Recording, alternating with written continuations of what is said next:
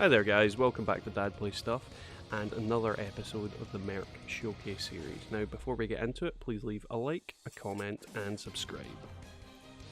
The group that we're going to discuss today is going to be the Five Hells. Now they're one of the top outer groups. They're a team of aristocrats that defend the Oval Link not for money or for fame, but for the sake of justice and the name of House Valentine. Their patriarch Saviour is treated almost like a god amongst his family. Now, it goes without saying, spoiler warning. So first off, we'll talk about Knight, the butler of House Valentine. Now, Knight doesn't have an outer ability because he is not an outer. He is the only human non-outer on the roster, and he's supposedly used House Valentine's vast wealth to augment his body in order to give him the physical capabilities to even pilot an arsenal. Combine that with his old-fashioned gumption in order to get jobs done.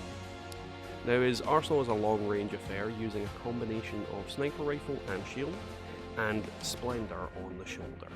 Now this makes his entire purpose to maintain distance, attack, and when it's called upon he will rush in and heal his allies. His name is Guardian. As you would expect, Knight is wise, calm, and collected. He gives Saviour his wisdom and experience in order to give his young master a more worldly view of situations. He deeply cares for everybody that's in House Valentine and wishes to see Saviour continue to grow as he becomes a greater and greater leader. Early in the game he's mistaken for a mysterious black arsenal that has been seen in the Oval Link. However, this later turns out to be Solomon in the end. Pleased to make your acquaintance, young man. I am Knight, faithful butler to House Valentine. Now the next two members of House Valentine I'm going to do together.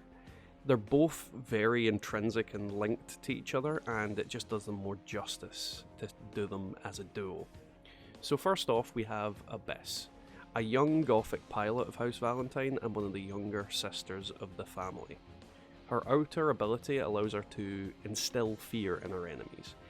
In a strange twist, it has little to no effect on hardened mercs, but machines that have no real concept of fear react very strongly, making her a perfect enemy to the Immortals. Her arsenal is a dual weapon arm build. As such, it's designed for maximum damage output in the shortest amount of time, but due to the nature of gun arms, its endurance leaves much to be desired. Its name is Atar. Interestingly, it's a biblical reference and a Latin word for dark and gloomy. Fits really well with her in general. Now we have Heaven. The best description of her would be Ganguro. Google it, it's easier.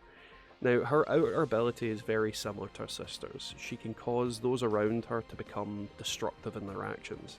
I dread to think what would happen if she was in the presence of Bonebox or Gargantua. Now this even works on Immortals, however I can't think of a real good use for it. I mean, they're pretty destructive already towards people, and I don't think that'd make it any better.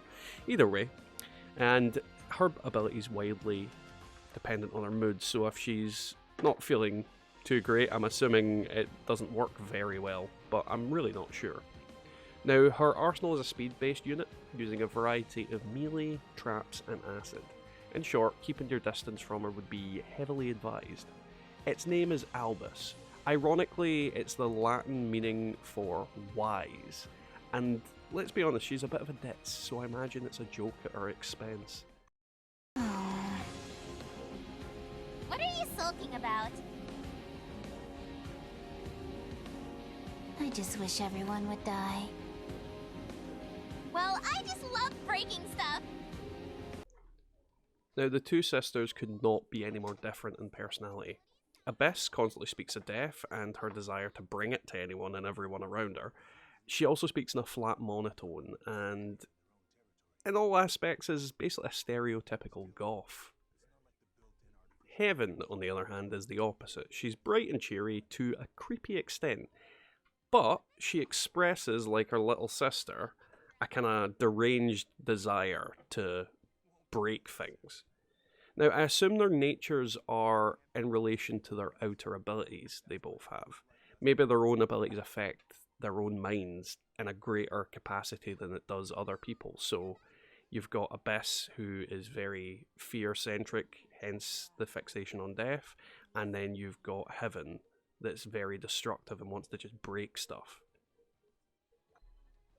Now, the one thing that you can say definitively about the twins that they have in common is their devotion to their Lord Brother, as they call him, Saviour. Their existence is for him and pretty much him alone, and unfortunately their dark secret is revealed near the game's climax. Now, both of the sisters have been essentially dead for a long time. They make a brief comment on their first outing that they've been dead for a long time. However, you kind of take that as an off-the-cuff comment. Now, it's not explained exactly what this means, but Nemesis reveals that their organs have to be routinely replaced due to them basically rotting inside their bodies. Now, there's only two possible reasons for this. Either they're suffering from some sort of disease that would kill normally anyone, or that they in fact at some point died. And whatever grim experiments House Valentine has done to them manages to keep them alive to some extent. This also helps explain their unstable nature. Now, organs can be replaced, sure, but the most important organ in your body, your brain, cannot be replaced. I can only imagine, but I'd assume the brains inside their heads are slowly dying. Also, I pretty much pity the two girls. They must have an unbearable existence filled with pain and suffering. I mean, it can't be comfortable having your insides rotten from within. Abyss and I, we've been dead for a long time.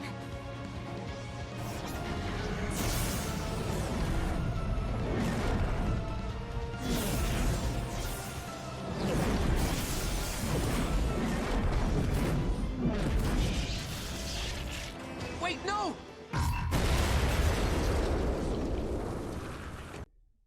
Next up, we have Saviour, the patriarch of House Valentine and the second oldest sibling, younger only to Nemesis. His ability allows him to synchronise his mind with another, so typically he uses this ability on his enemy in order to outmaneuver them, and pretty much find out the true intent of their actions. His arsenal is designed entirely for combat, sporting an equal measure of offence and defence, mainly applied for mid to close range combat. Its name is Judgment's Blaze. Now, our first meeting with Saviour, he struck me as a stuck-up, arrogant ass of a man. He clearly held himself in a greater regard than he did other mercs, basically the pride of his blue blood. But as the game progresses, you begin to understand him that much better. Saviour is attempting to shoulder the world. He sees his noble heritage not as a privilege that grants him dominion over others, but as a burden that holds him to a higher account on the state of the world. As such, his primary goal is the destruction of the Immortals for the sake of humanity. He wants to avenge all who have fallen in the Immortals' conquest of the Oval Link. As a result, he turns out to be one of your staunchest allies. He begins to see that he is not alone and that he can fight with honour and justice alongside the many mercs of the Oval Link in order to kind of better the world for all of us. And he becomes a lot more frank and relaxed in the later portion of the game. More willing to see that, he doesn't have to keep up a strong facade. He can rely on other people to help with his own goals. I am Savior Laurent Louis Valentine. By my love for you, do I hereby release you? And now finally we come to the eldest of House Valentine, Nemesis. And another sad tale to tell. Now, her outer ability makes her basically Wolverine. Her cells regenerate at an insane rate, allowing her to heal most wounds and seemingly stop her aging. Her arsenal is a speedy combat type, using a variety of tech items to increase her advantage. Arc guns, radar jammers, and she uses assault rifles and melee to deal the damage she needs to do. Its name is Glory's Edge. Nemesis, being the oldest of House Valentine, would lead most to wonder why she is not the leader of the Five Hills. It's simple. Those of House Valentine have traditionally always stood behind the eldest male of the family, a patriarchy. Now, upon the death of all the other members of the family during the Moonfall Crisis, Nemesis was left as the eldest of the entire family. As a result, she was forced to raise Savior, to teach him how to lead the house, that in all rights she had every right to lead. As a result, this has developed a twisted type of love for her family, fueled by duty and bitterness.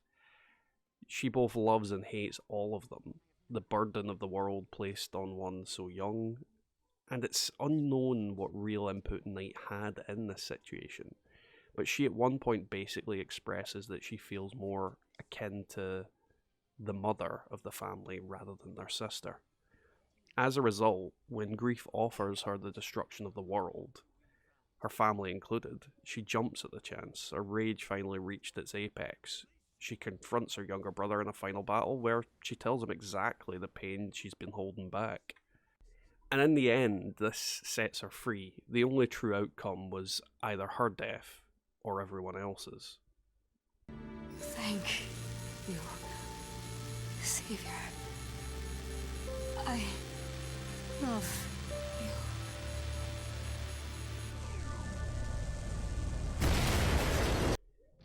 Now for me, the Five Hills is a very accurate name. Each one of the members is in their own little slice of hell. We have Knight, the caretaker of the family. He has very little say in what they do, but he has age, experience, and a wealth of knowledge to share. But he can't make them do the right thing in the end. We have Abyss, filled with fear and despair over both her death and her ability, and she's clearly mentally unstable. Heaven is the same.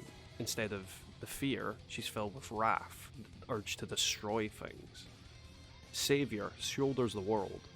He is trying to blaze a path filled with justice and vengeance in the name of his family, but in the reality, he's actually trapped by his family.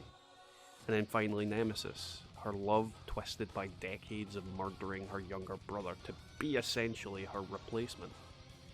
Jealous essentially over a cycle that she had all the opportunity in the world to break, but I suppose tradition demanded she comply, trying to keep alive what her family was. I love the dynamic of the Five Hills, and I can't help but feel a little sad for every single one of them. So guys, that was the end of the video. Thank you very much for watching, and don't forget to hit the like, comment and subscribe buttons, and catch us next time for the next Merc showcase or other Daemon X Machina video. See you later guys.